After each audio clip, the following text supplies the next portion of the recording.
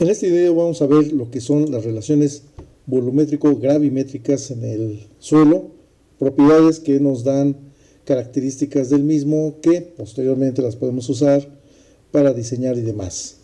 Para ello, primero vamos a recordar lo que es el concepto de suelo. Este concepto de suelo lo tengo ahí en mi canal de YouTube, en otro video, de una lista de reproducción de relaciones volumétrico-gravimétricas.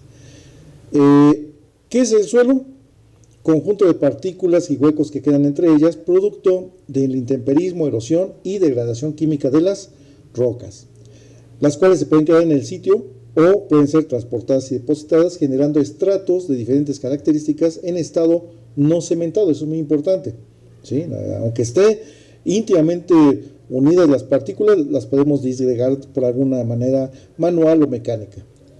Y en su interior puede contener aire, agua o ambos, y en algunos casos materia orgánica. Ese es nuestro concepto de suelo y de ahí vamos a partir. Entonces, el suelo en sí no es una sola partícula, es una matriz, la cual, debido a su origen, formación, forma de deposición, pues puede presentarse en muy variadas formas, y no solamente el suelo tiene una homogeneidad.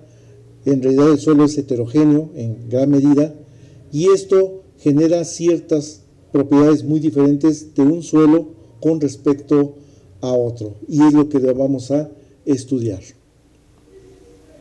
Ya viéndolo de una manera más particular, como una referencia, tenemos estas microfotografías del lado derecho, la de un suelo grueso, y del lado izquierdo la de un suelo fino. Como podemos ver, su estructuración, acomodo, en suelos gruesos es más importante las acciones de la gravedad, en suelos finos es más importante las relaciones físico-químicas, hay algo que se llama físico-química de las arcillas, entonces su comportamiento es muy diferente, ¿sí? En uno es más importante el acomodo como tal y el origen mineralógico en otro, y eso obviamente nos da ciertas propiedades del mismo. Por lo tanto, este sería mi modelo de suelo, una serie de partículas con un cierto acomodo, agua que puede haber en su interior, y en esos huecos que en español le llamamos vacíos, un poco raro llamarle vacíos, porque a fin de cuentas están llenos de algo, ¿no? O tienen agua, o tienen aire, o lo comparten. No estrictamente en partes iguales, pero se puede compartir. Entonces, todo esto conlleva a que el acomodo, lo vemos del lado derecho, de un suelo suelto y un suelo compacto, pues esto, obviamente estas interacciones entre las partículas generan ciertas propiedades, y todo esto lo tenemos que ir relacionando, pero analizar el modelo que tenemos del lado izquierdo como tal es algo complejo trabajar, y entonces surge esto que le llamamos un modelo de fases o bloques del suelo. Obviamente esto es un modelo, esto no es real, esto no existe como tal, pero es más fácil entender volúmenes y pesos viéndolo de esta manera del lado derecho que trabajarlo como lo tenemos en el lado izquierdo, que sería la forma de la naturaleza. Ahí vemos una serie de volúmenes, una serie de pesos, y ahora lo que vamos a hacer es relacionarlo, ¿sí? Cada uno de ellos. En otros videos que están aquí igual en mi canal se habla más a fondo sobre estos volúmenes y pesos. Aquí me voy a enfocar a recordar esto, pero esto lo voy a usar para obtenerle propiedades al suelo. Y son una serie de propiedades. Cada una de ellas tiene su porqué, y lo importante no es en sí de llenarnos de ecuaciones y demás, sino ver qué es lo que representan en el suelo, cuál es la importancia que tienen. Además, todas estas propiedades que tengo del suelo también se pueden interrelacionar entre ellas, que es lo que le llamamos correlaciones. Entonces, repito, la idea no es simplemente, repito, de llenarnos de ecuaciones, sino ver qué representan en el suelo. El suelo, como cualquier material, lo puedo usar como material de construcción, lo puedo usar como elemento de apoyo para alguna cimentación, puedo generar excavaciones en su interior, puedo generar túneles, generar un talud.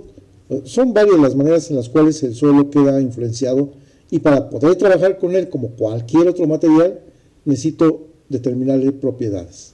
Vamos a ver primero esta relación de vacíos u oquedad. ¿Qué es lo que vamos a relacionar aquí? El volumen de vacíos que tiene un suelo, repito, es raro eso de volumen de vacíos porque no está vacío. A final de cuentas, tiene agua o tiene aire o los dos, ¿no?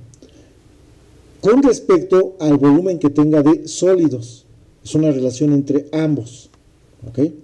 Estas tablas que voy a ir mostrando en cada una de las propiedades son solamente indicativas. Para nada hay que tomarlas al 100%, solamente es una más o menos decir por dónde da la relación de vacíos. Por ejemplo, aquí tenemos arenas sueltas, arenas densas, arenas angulosas con algo de mezcla de limos, limos con arcillas, el loess, que es un suelo eólico, materiales que tengan materia orgánica, arcillas con materia orgánica en condición blanda. Repito, solamente es indicativo. Esta oquedad tiene gran relación con propiedades del suelo. Ahorita no nos vamos a abocar a decir para qué sirve cada una de las propiedades, en qué nos puede ayudar, sino ahorita es conocer todas estas propiedades, y como es una relación de volúmenes, es una propiedad completamente adimensional. Esto es lo que le llamamos relación de vacíos u oquedad. Ahora, pero hay otra que está muy relacionada con relación de vacíos, y esto le llamamos porosidad. ¿Qué relaciona la porosidad?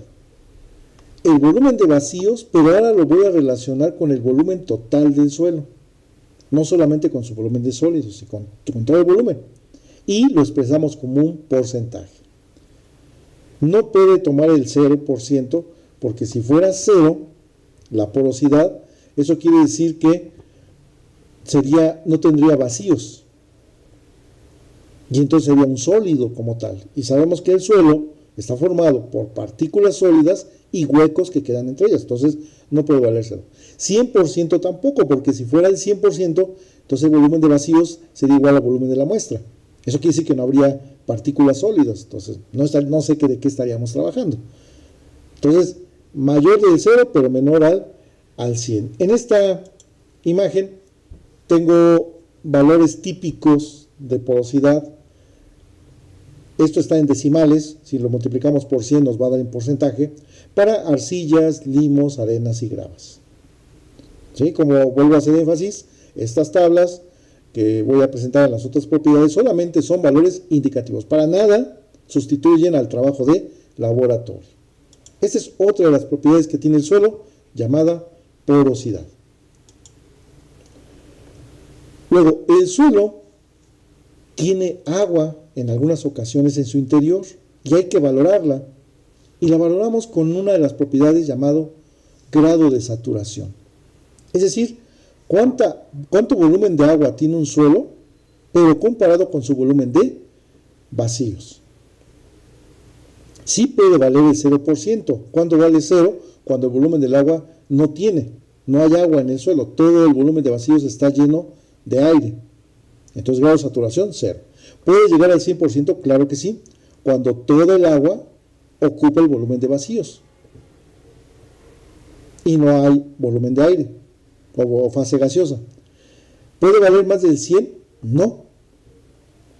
La cantidad de agua en volumen que le puede entrar a un suelo es su volumen de vacíos. No le puede entrar más, ¿sí? Igual aquí en mi canal tengo un video donde se explica todo esto con un modelo muy sencillo, un depósito de vidrio y unas canicas que se hace una semejanza a las partículas sólidas. Se trata de llenar con agua y se observa que ¿cuánta agua le puede poner a ese depósito? Pues lo que sea la capacidad de ese depósito. Entonces al suelo no le puedo meter más agua que la que es de su volumen de vacíos. Entonces el rango es solamente del 0 al 100%, grado de saturación y se expresa como un porcentaje. Ahora, no confundirlo con esta propiedad llamada contenido de humedad. El contenido de humedad también relaciona al agua, pero en peso.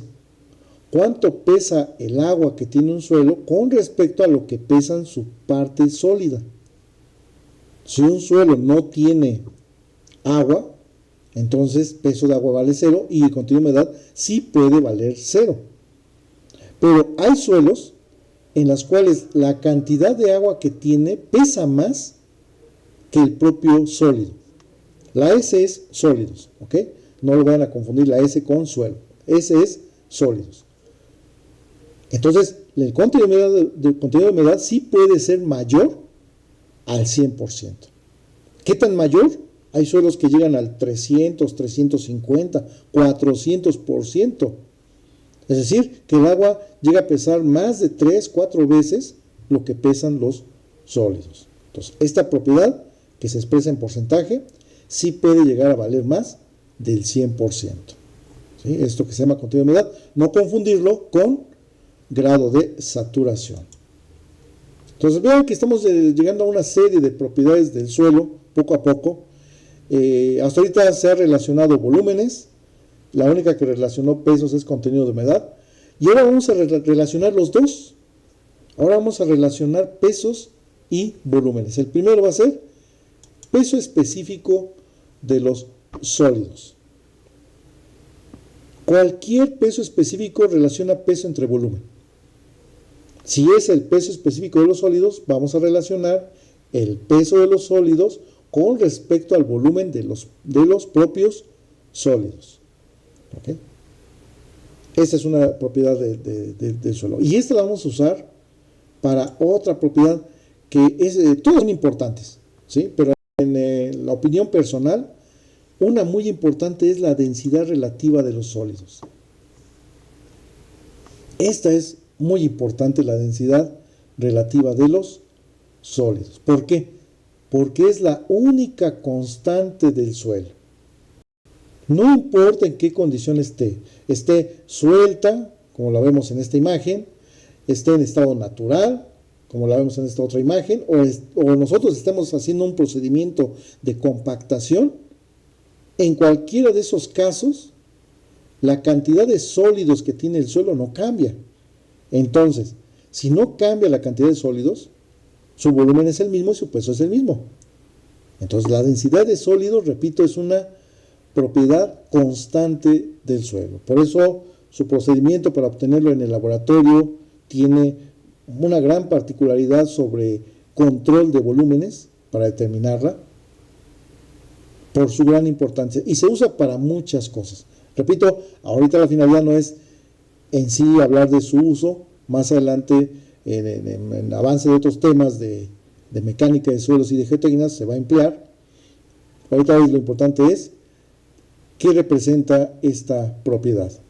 Ahora, dice densidad relativa de los sólidos. Vean que la fórmula es el peso específico de los sólidos, que es la anterior que habíamos visto, entre el peso específico, pero del agua.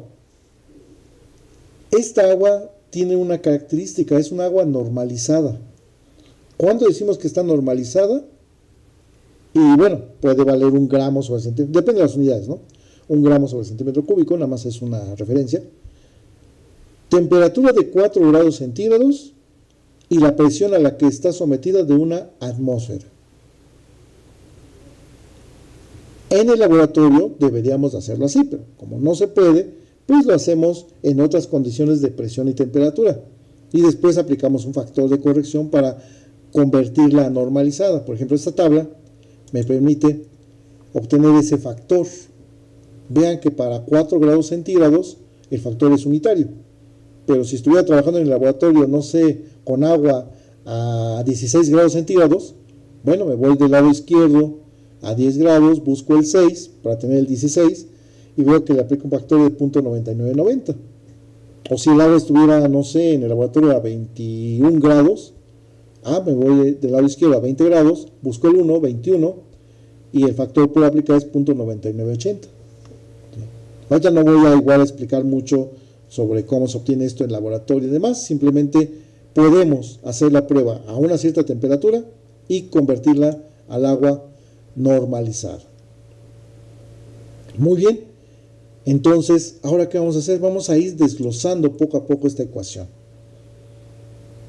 El peso específico de los sólidos ya sabemos qué representa, peso de los sólidos entre volumen de los sólidos, y si hago producto de extremos entre producto de medios, me queda de esta manera. Densidad de sólidos es igual al peso de los sólidos entre la multiplicación del volumen de los sólidos por el peso específico del agua normalizado. Como es una relación de pesos específicos, este parámetro es completamente adimensional, ¿sí? No tiene dimensiones. Tenemos mucha información sobre la densidad de sólidos, más o menos en qué valores puede andar. Nuevamente, esto que presento es solamente indicativo. Ahí tenemos las diferentes arcillas, montmorillonita, hilita, caolinita. Tenemos también para el cuarzo, hablando de minerales, cuarzo, feldespato, el hielo, el agua, como referencia. Y ahí tenemos su densidad relativa de los sólidos. Por ejemplo, en esta otra, aquí tenemos para grava, arena, un limo inorgánico, una arcilla orgánica y una arcilla inorgánica. Disculpen la resolución, ¿no? Por hacer la ampliación se ve un poco raro, ¿no? Pero creo que sí se alcanza a leer. Acá tenemos otra para diferentes minerales. Entonces, repito, esto es indicativo, no sustituye a trabajar bien en el laboratorio. Muy bien, eso es densidad de sólidos, o de densidad relativa de los sólidos. Y comenzamos ahora con una serie de pesos específicos. Vamos a comenzar con el peso específico en condición seca. Si el suelo está seco y es una relación de peso entre volumen, pues entonces el peso específico seco va a ser el peso de los sólidos, porque si yo colocara un suelo seco en una báscula, directamente lo que estaría pesando serían los sólidos. Entonces, peso de los sólidos entre el volumen total del suelo. Ese es el peso específico en condición seca.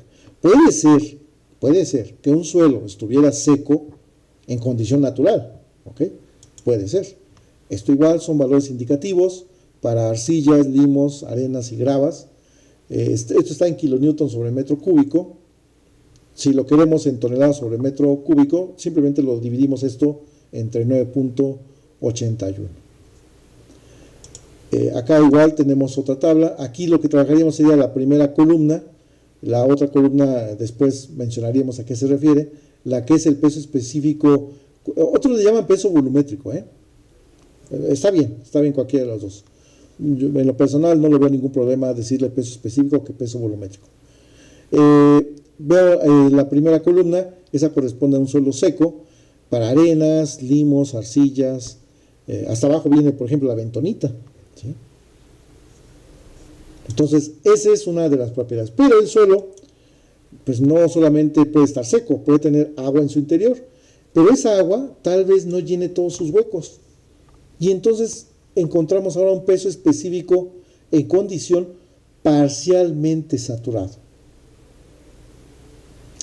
Peso de la muestra entre volumen de la muestra. Desglosado, lo tenemos ahí en esa fórmula, es como peso de sólidos más peso del agua. Ahora incluimos al agua. Pero esta agua no llena todos los huecos, ¿sí? Entre volumen de sólidos más volumen de vacíos. Y ese volumen de vacíos está compartido. Una parte es volumen de aire y otra parte es volumen de agua, como lo tenemos en el modelo del lado izquierdo. Ese sería un peso específico parcialmente saturado. Y regresamos a la misma tabla. Ahora trabajamos con la columna del extremo derecho. Solamente que aquí hay que tener mucho cuidado. ¿Por qué? El peso del agua. Si cambia el peso del agua, o sea, cambia la cantidad de agua, cambia automáticamente el peso específico. Entonces, estos pesos específicos, pues son un promedio, pero no me dice para qué contenido de humedad están determinados. Entonces, tener mucho cuidado con estos valores, porque con que cambie el agua, cambia la condición del suelo, pensando que no cambia el volumen del suelo, porque nuevamente puede ser que a un suelo no le cambio su contenido de humedad, pero sí le cambio su volumen total y automáticamente va a cambiar el peso específico, que es lo que hacemos cuando un suelo lo compactamos. Algo que se gana cuando compactamos un suelo es elevar su peso específico porque disminuimos el volumen de huecos que hay en él. Entonces, tener mucho cuidado con todas estas tablas que se llegan a presentar en diferente documentación, en libros, en manuales. Tener mucho cuidado diseñar con este tipo de parámetros. Ahora, ¿qué pasa si el agua ahora sí llena todos sus huecos? Entonces ahora llegamos a algo que llamamos peso específico, condición saturada. Observen que visualmente la ecuación es la misma, pero hay un detalle. Aquí el peso del agua sí llena todos sus huecos. El agua está llenando todos los huecos del suelo. Por eso ahora está en condición saturada. Entonces el volumen de vacíos está todo lleno de agua. Es decir, el volumen del agua es igual al volumen de vacíos. Grado de saturación al 100%. Aquí tenemos otra tabla en la cual tenemos una serie de valores nuevamente indicativos. Indicativos solamente. Para arcillas, arenas, arcillas, limos, arenas y gravas. ¿Sí? Condición saturada. Está en kilonewton sobre metro cúbico. Entonces, como pueden ver, el suelo no tiene un solo peso específico. Tiene varios. ¿Cuántos? No podemos decir que tiene 3. O sea, que digan, tiene peso específico seco, parcialmente saturado y saturado. No. Tiene N pesos específicos. Porque con cada cambio de humedad, ya sea que gane humedad o pierda humedad, cambia el peso específico. Y un caso muy particular se llama peso específico sumergido. Es decir, el suelo puede estar abajo del agua. Tenemos algo que se llama nivel de aguas freáticas. Puede estar presente o no puede estarlo. Pero si estuviera, el suelo está abajo del agua. Entonces todo cuerpo sumergido en agua experimenta un empuje ascendente. Y eso aparentemente hace que el suelo, entre comillas, pese menos. Cosa que no es cierto. ¿Sí? Pesa lo mismo. Nada más que por esta condición pesa diferente. En la parte superior tenemos esos símbolos gamma sum o gamma prima, cualquiera de los dos es válido. ¿Y cómo obtenemos ese peso específico sumergido? Primero, obviamente el suelo está saturado. Entonces, peso específico saturado menos el peso específico del agua. Con eso obtenemos su condición sumergida. En algunos casos es importante saberlo. Entonces, esa es otra condición particular del suelo cuando se encuentra abajo del agua, abajo del nivel de aguas freáticas. Muy bien. La última propiedad, esta que se llama compacidad relativa, es una propiedad muy específica solamente para suelos granulares y determina qué tan compacto o qué tan suelto puede estar un suelo. En la fórmula de la parte superior dice que esta compacidad relativa es relacionada a una serie de oquedades. Oquedad máxima menos la oquedad natural entre oquedad máxima menos oquedad mínima y expresada como un porcentaje. Esa es una manera de verlo. La otra, la fórmula que tiene en la parte inferior derecha, es con el peso específico. Ahí faltó ponerle la letra D, subíndice D, para que sea peso específico seco. Por eso lo indico ahí. Esos pesos específicos son condición de un suelo seco. Peso específico mínimo, el peso específico natural y el peso específico máximo. Sacamos los inversos, aplicamos la ecuación y me da la compacidad relativa. Cualquiera de las dos da el mismo valor, ¿sí? Pero una es con respecto a oquedades y otras con pesos específicos secos. Depende que sea más fácil obtener en cada ellos. A algunos se les hace más fácil trabajar con pesos específicos secos, otros con oquedades, no hay problema.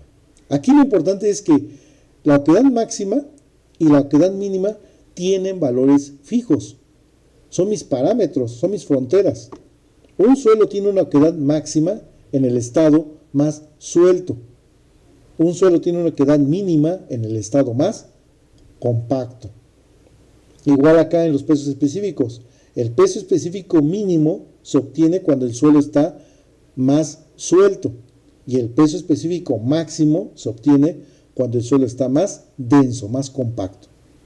Por lo tanto, la oquedad natural o el peso específico seco natural es el variable y depende hacia dónde tienda. Por ejemplo, si la oquedad natural tiende a la oquedad máxima, la compacidad relativa tiende a 0.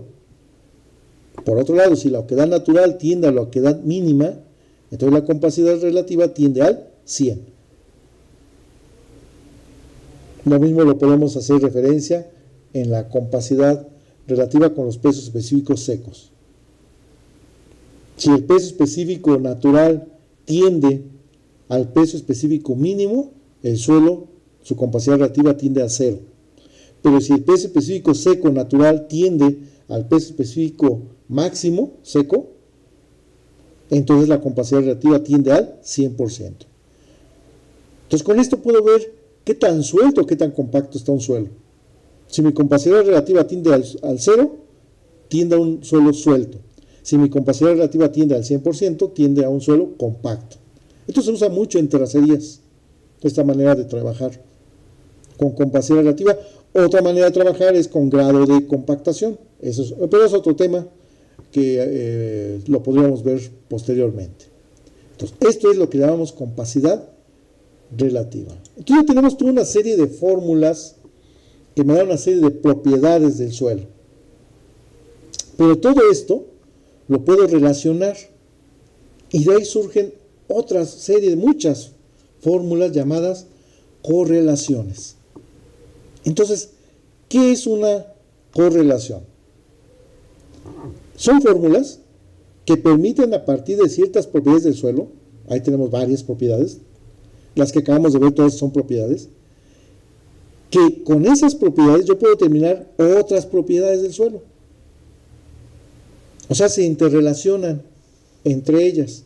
Igual aquí en mi canal, tengo varias deducciones de varias fórmulas y ahorita se las voy a poner aquí, esa serie de fórmulas como ejemplo. Nada más es como un ejemplo de ellas. No son limitativas, son nada más indicativas. Aquí lo quise dividir en dos columnas.